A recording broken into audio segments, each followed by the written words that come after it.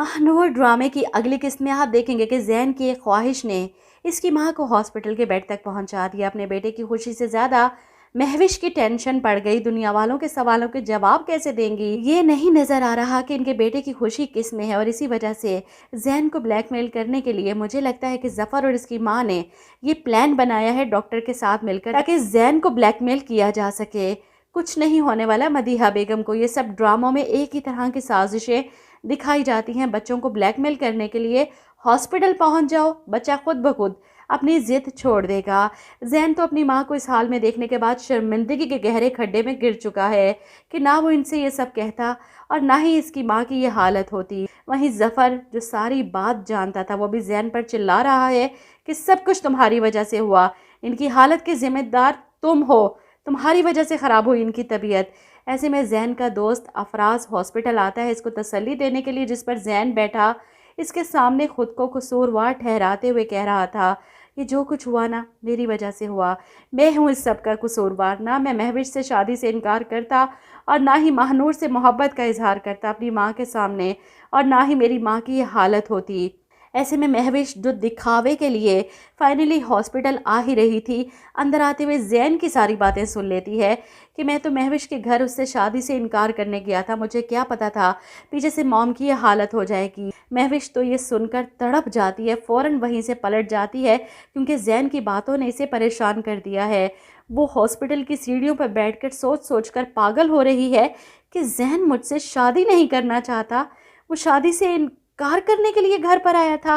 ये सोच सोच कर तो महविश की जान निकल रही है और इसी परेशानी में वो ड्राइव करके घर वापस जा रही थी जब अपना एक्सीडेंट करवा बैठती है। जो लड़की इतनी खुदसर, इतनी बदतमीज़ और ख़ुद पसंद हो, वो किसी से इतनी मोहब्बत कैसे कर सकती है। मुझे इसकी जैन के लिए ये मोहब्बत, ये दीवानगी समझ नहीं आती। यूँ लगता है जैन सिर्फ इसकी ज़िद है, इस ज़िद को पूरा करने के लिए वो हर हद पार कर जाएगी ताकि अपनी दोस्तों के सामने से शर्मिंदगी का सामना ना करना पड़े। जिस तरह दूसरों के ब्रेकअप के बाद ये मजाक उड़ाती है उनका, इसका मजाक बन गया तो ये क्या करेगी, मर ही जाएगी। इधर हॉस्पिटल में जैन परेशान, अलीज़े भी हॉस्पिटल आ चुकी है, अपने भाई के कंधे पे सर रखे वो अपनी माँ के लिए रो रही है और जैन तसल्ली दे रहा है कुछ नहीं होगा मॉम को, सब ठीक हो जाएगा।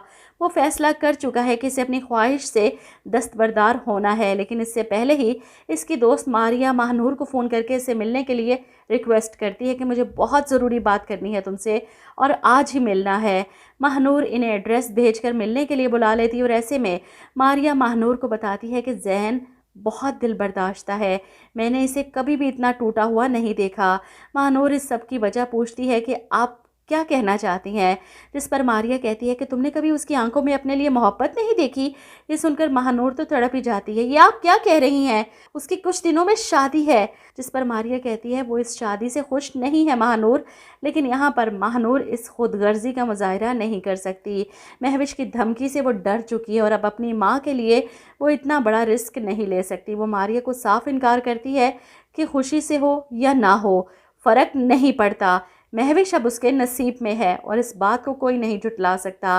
लेकिन मारिया तो पूरी कोशिश करती है कि वो महानूर को राज़ी करके उठे कि हकीकत बदली जा सकती है, इसका नसीब तुम भी तो बन सकती हो। महानूर मारिया को साफ इनकार करके यहाँ से भिजवा देती है कि मैं किसी का नसीब नहीं बनना चाहती, आप प्लीज़ मुझसे ऐसी वैसी कोई बात मत करें, मैं आपकी बहुत इज्जत करती हूँ। इसके जाने के बाद अलीज़े का फ़ोन आता है महानूर को ये बताने के लिए कि मामा हॉस्पिटल में हैं, इनकी तबीयत ख़राब है।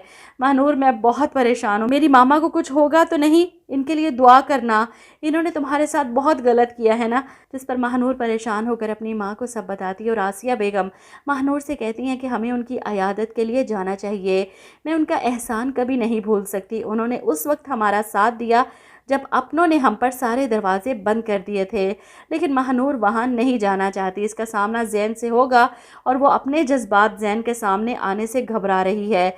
जानती है कि वो भी जैन से मोहब्बत करने लगी है, लेकिन इसके नसीब में ये मोहब्बत नहीं है।